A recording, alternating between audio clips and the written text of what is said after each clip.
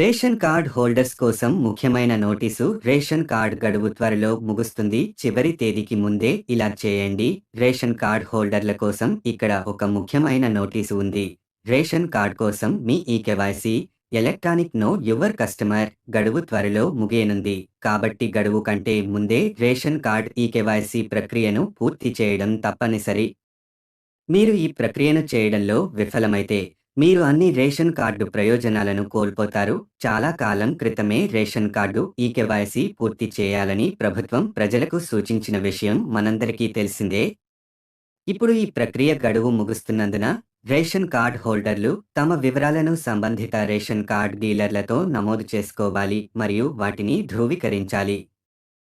Ration కార్డుల కోసం ఈ కేవైసీ ప్రక్రియను పూర్తి చేయాలని ప్రభుత్వం ప్రజలకు పదే పదే రిమైండర్లు ఇచ్చినప్పటికీ చాలామంది ఈ ప్రక్రియను ఇంకా పూర్తి చేయలేదు. మీరు రేషన్ కార్డ్ ఈ కేవైసీ దశల వారీ ప్రక్రియను ఎలా పూర్తి చేయాలో తెలుసుకోవాలనుకుంటే ఇక్కడ క్లిక్ చేయండి. రేషన్ కార్డు ఎకేకి చివరి తేదీ ఫిబ్రవరి 29 గడువు పొడిగింపు అందించబడదని ప్రభుత్వం ధృవీకరించింది. ఈ ప్రక్రియ చేస్తున్నప్పుడు మీకు ఏవైనా సమస్యలు ఎదురైతే ప్రభుత్వ సహాయ కేంద్రాలను సంప్రదించండి. వాస్తవానికి తెలంగాణ మరియు ఆంధ్రప్రదేశ్తో సహా అనేక రాష్ట్రాల్లో రేషన్ కార్డ్ ఎకెట్ నవీకరణకు జనవరి 31 చివరి తేదీ. అయితే ఈ ప్రక్రియలో ప్రజలు ఎదుర్కొంటున్న సమస్యల కారణంగా యుఐడి నంబర్ను లింక్ చేయడానికి గడువును ఈ నెలాఖరు వరకు పొడిగించింది.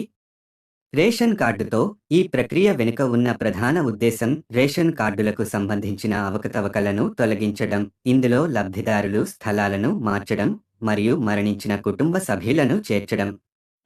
కాబట్టి లబ్ధిదారుల సమాచారం యొక్క ఖచ్చితత్వాన్ని నిర్వహించడానికి ప్రతి రేషన్ కార్డ్ హోల్డర్ తప్పనిసరిగా వారి ఆధార్ నంబర్తో పాటు వారి బయోమెట్రిక్ వివరాలను అందించాలి. అలా చేయడంలో విఫలమైతే వారి పేరు రేషన్ కార్డ్ లబ్ధిదారుల జాబితా నుండి తీసివేయబడుతుంది మరియు వారికి ఎటువంటి రేషన్ కార్డు అందదు. లాభాలు: రేషన్ కార్డ్ ఎక్కే ప్రక్రియను పూర్తి చేయని వ్యక్తుల కోసం గడువు కంటే ముందే వీలైనంత త్వరగా పూర్తి చేయాలని ఇది సున్నితంగా రిమైండర్. మరింత సమాచారం కోసం తదుపరి వీడియోలో కలుద్దాం. లైక్ చేయండి, షేర్ చేయండి, ఫాలో, కామెంట్, సబ్స్క్రైబ్ చేయండి.